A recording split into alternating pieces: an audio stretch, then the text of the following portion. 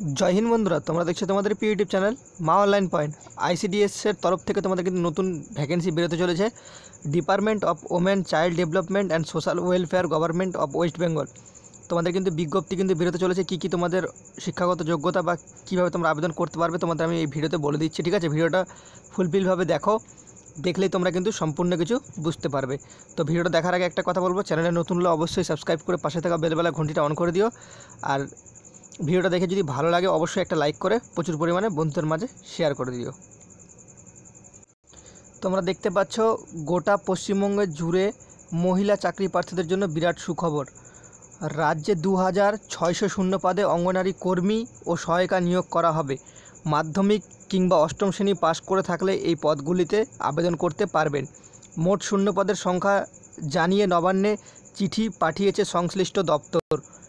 তারপর তোমাদের কি বলা হয়েছে, এই নিয়োগটি করা হবে পশ্চিমবঙ্গের পূর্ব মেদিনীপুর জেলায়। গোটা রাজ্যের মধ্যে পূর্ব মেদিনীপুর জেলায় শূন্যপদের সংখ্যা সবচেয়ে বেশি।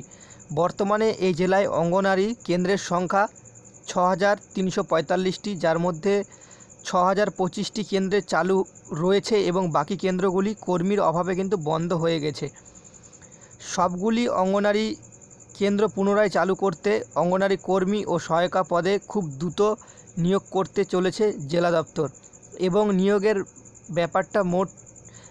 ব্যাপারে মোট শূন্য পদের সংখ্যা জানিয়ে রাজ্য সরকারকে চিঠি দিয়েছে পূর্ব মেদিনীপুরের জেলা প্রশাসন। ওকে, তারপর তোমরা দেখতে পাচ্ছ এই মুহূর্তে জেলায় অঙ্গনারী কর্মীর ফাঁকা পদের সংখ্যা 1152টি এবং সহায়িকা পদের শূন্য পদের সংখ্যা রয়েছে 1456টি। মোট তোমাদের 2608টি শূন্য পদের নিয়োগের বিজ্ঞপ্তি প্রকাশিত হতে চলেছে। অঙ্গনারী কর্মী পদে আবেদন করার জন্য যোগ্যতা লাগে মাধ্যমিক পাস এবং অঙ্গনারী সহায়িকা পদে আবেদন করার জন্য কিন্তু যোগ্যতা লাগে তোমাদের অষ্টম শ্রেণী পাস।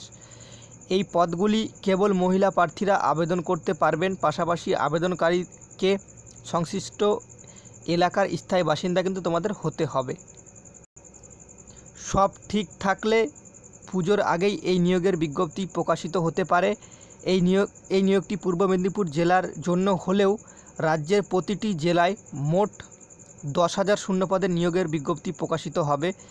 নিয়োগের বিজ্ঞপ্তিটি প্রতিটি জেলা দপ্তরের তরফ থেকে প্রকাশিত করবে।